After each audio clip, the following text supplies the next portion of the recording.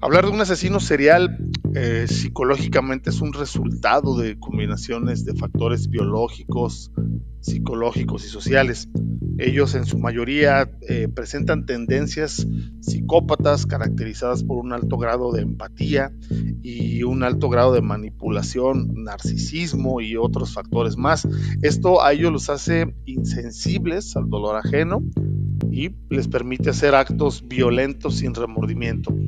Una característica más de ellos es que tienen una infancia traumática, en la mayoría de ellos, otros no, en donde se incluye el abuso, el abandono. Ellos desarrollan esta visión distorsionada de las relaciones personales y la moral, viendo a las personas como objetos que se pueden controlar o eliminar de acuerdo a su conveniencia. Los asesinos seriales experimentan impulsos violentos ligados a la fantasía de poder, a la dominación y el control, que mucho de ello es la base de sus acciones, controlar a las personas. A nivel neurológico, dicen los expertos que se observan anomalías en áreas como su amígdala y el lóbulo frontal, que son las regiones del cerebro responsables de la empatía, el autocontrol y la inhibición de impulsos. Obviamente, estas deficiencias, unidas a una falta de vínculos emocionales sólidos, facilitan la capacidad para racionalizar y justificar sus crímenes. ¿Qué más podemos decir de un asesino serial? Es una mezcla de predisposiciones genéticas, carencias emocionales y una estructura cerebral alterada. Y el día de hoy vamos a hablar de 3 asesinos seriales que probablemente no habíamos escuchado y tienen una historia de verdad terrible. Vamos a este episodio. Pues si me buscas, me encuentras, no vivo en la tienda, ni espero a que vengas, no más pa' que aprendas. Conmigo te topas, payaso con ropas, no estés tan tranquilo, que pronto te toca. Te traigo de ojos y los traigo rojos, el diablo anda suelto entre todos los locos. Te comprende lo que te conviene, a mí no me mientes ni peles los dientes. Bienvenidos sean todos ustedes a este nuevo episodio de Solodramas, Casos de Chavorruco Real, en donde ya me estaba saboreando este tema porque en lo particular a mí me gusta mucho, obviamente, y tengo que señalar aquí que los actos cometidos por estas personas pues son totalmente desagradables, totalmente fuera de mis valores, de mi moral como ser humano y que son obviamente repudiados. Más sin embargo, como un fenómeno social es algo que llama mucho la atención a las personas y en este capítulo vamos a hablar sobre 3 de ellos que probablemente no sean tan comunes y me refiero que no es un Jack el Destripador, no es un Ted Bundy, no es un Dahmer, no es un Wayne Gacy, no es un Chikatilo, eh, Fish, Ramírez, no sé, Wornos. Son 3 personas con características muy especiales que cometieron actos atroces. Y el día de hoy vamos a hacer este programa muy interesante, pero también muy duro. Así que, sin más preámbulos, vámonos a hablar de asesinos seriales. Bienvenidos. Bueno, este primer caso es la historia de Elizabeth Báthory, que fue conocida como la Condesa Sangrienta. Ella fue una noble húngara, nacida en el año de 1560, famosa por ser una de las asesinas seriales más brutales de la historia. Ella pertenecía a una de las familias más poderosas de Hungría y su vida estuvo marcada por el privilegio, la influencia, la locura y la crueldad. Sobre ella se dice que asesinó a cientos de jóvenes y mujeres con estimaciones que van desde los 80 hasta las 600 víctimas. Báthory desarrolló un gusto macabro por el sufrimiento ajeno, aplicaba torturas que incluían las quemaduras, cortes profundos y mutilaciones. Cuentan las leyendas que creía que la sangre de mujeres jóvenes le otorgaba belleza y juventud, por lo que obviamente ella cometía actos extraños como bañarse en la sangre de las víctimas y los relatos pues también piensan los historiadores que pueden ser exagerados por sus enemigos para destruir su reputación. Se habla también que ella durante más de una década eh, realizó todos estos actos, pero fue en 1610 que las autoridades, presionadas por el rey de Hungría, decidieron actuar.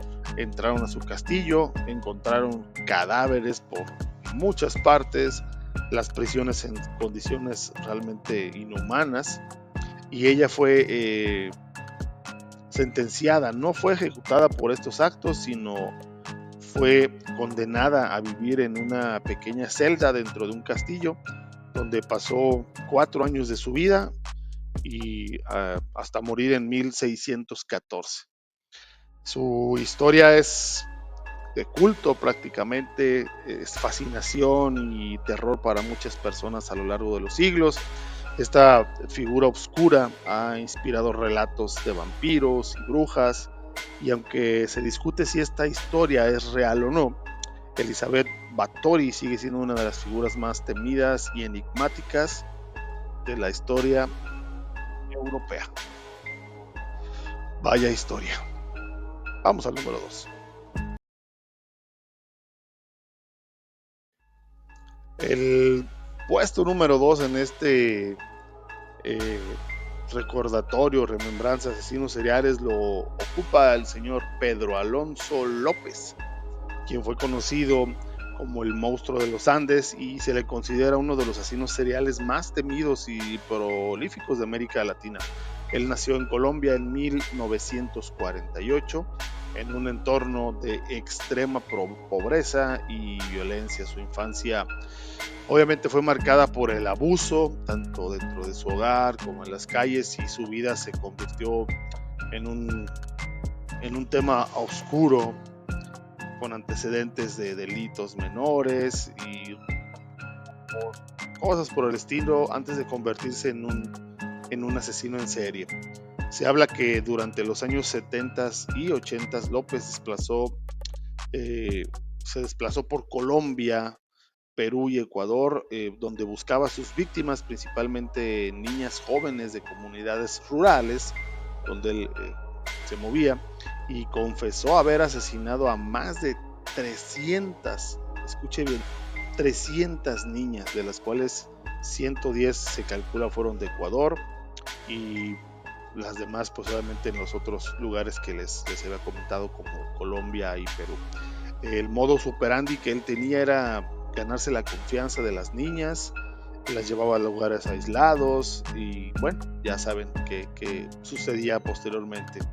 Era conocido por su crueldad porque cuando él cometía sus crímenes enterraba los cuerpos en fosas comunes improvisadas en lugares remotos donde él cometía el acto, pues ahí dejaba sus cuerpos.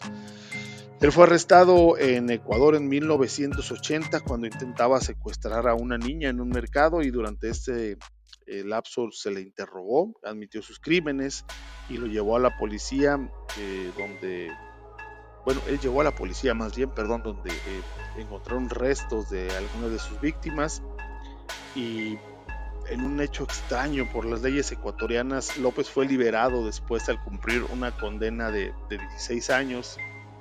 Se deportó a Colombia después, volvió a ser arrestado y quedó en libertad otra vez por falta de prueba en casos nuevos. Dicen que su paradero es incierto, no sabemos si viva o no, no hay confirmación. Y bueno, López es uno de los asesinos más impactantes en la historia de América Latina, debido a la magnitud de sus crímenes y la impunidad con la que él logró evadir la justicia y tener condenas pues muy cortas.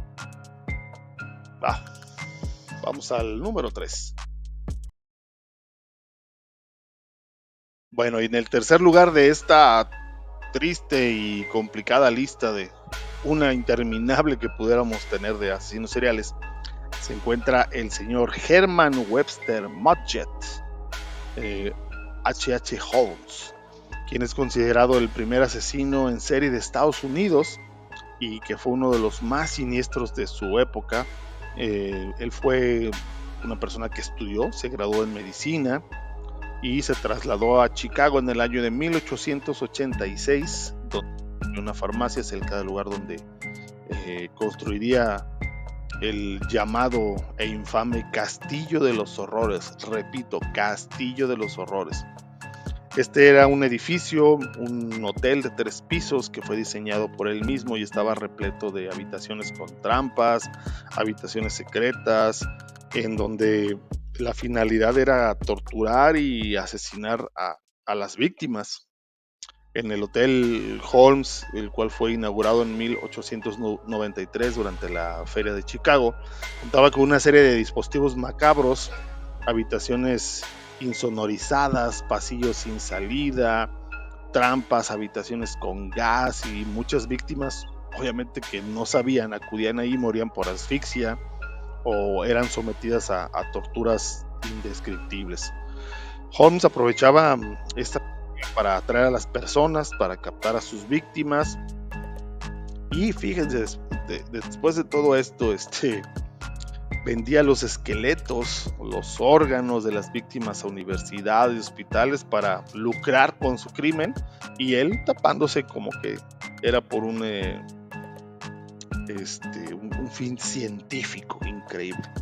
Fue arrestado en 1894 tras una serie de fraudes que cometió a seguros, y la investigación pues se fue tornando hacia una persona llamado Benjamin Pitezel, que era un asociado de ahí, y eso fue lo que desató pues su captura o su investigación, porque también aparte sus hijos de este señor Pitezel pues desaparecieron.